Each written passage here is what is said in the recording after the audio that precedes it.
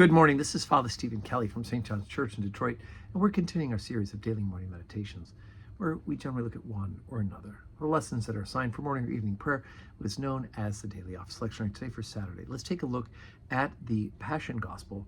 We're at the 22nd chapter of Luke's Gospel, going into the 23rd chapter, where we're talking about Jesus has been arrested and is now going to be put on trial by the leaders of the Jewish religion. And then ultimately brought to Pilate. So chapter 22, beginning at verse 63. And the men that held Jesus mocked him and smote him. And when they had blindfolded him, they struck him on the face and asked him, saying, Prophesy, who is it that smote thee? And many other things blasphemously spake they against him. And as soon as it was day, the elders of the people and the chief priests and the scribes came together, and led them into their council, saying, Art thou the Christ? Tell us. And he said unto them, If I tell you, you will not believe. And if I also ask you, ye will not answer me, nor let me go. Hereafter shall the Son of Man sit on the right hand of the power of God. Then said they all, Art thou then the Son of Man? And he said unto them, Ye say that I am. And they say, What need we of any further witness? For we ourselves have heard of his own mouth. And the whole multitude of them arose and led him unto Pilate. And they began to accuse him, saying, We found this man perverting our nation and forbidding to give tribute to Caesar, saying that he himself is Christ, a king. And Pilate asked him, saying, Art thou the king of the Jews? And he answered him and said, Thou sayest it.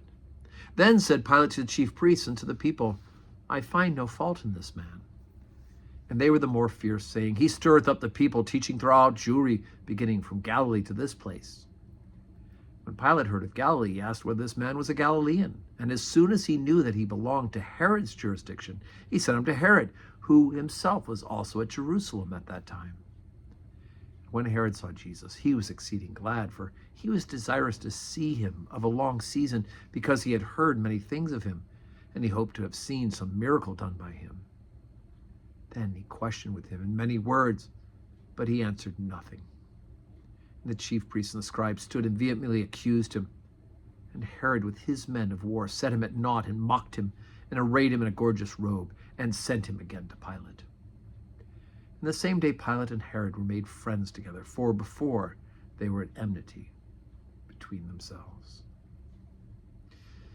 Okay, so not all the gospel writers mention this encounter with Herod, but Luke does, in fact, mention it.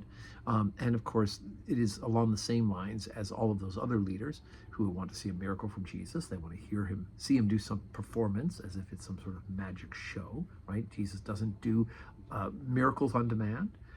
But obviously, you hear the people trying to find something to accuse. And Jesus says, I'm the Son of Man, I'm the Son of God. And they feel that's enough, but that's not going to get Pilate interested. Pilate's not interested in their theology. So they accuse him of saying that you shouldn't pay tribute or taxes to Caesar. And we know, of course, that's exactly opposite what Jesus said, right? Give to God the things that are God, to Caesar the things that are Caesar. But they're trying to stir up the people. They're trying to make all these accusations in order to get Pilate to do this. And of course, we will, when we resume on Monday with this reading in Luke's Gospel, we will hear that, in fact, Pilate will ultimately give sentence. So, as we said, today's Saturday. We have a wedding today. So Robbie and Addison, which is exciting for us here. But also, we're getting ready for worship tomorrow, right? So Sunday morning, 7:30 morning prayer, 8 o'clock Holy Communion, 10 o'clock Holy Communion, 5:30 evening prayer with Holy Communion. That's on Sunday. But today, let's continue to pray for each other.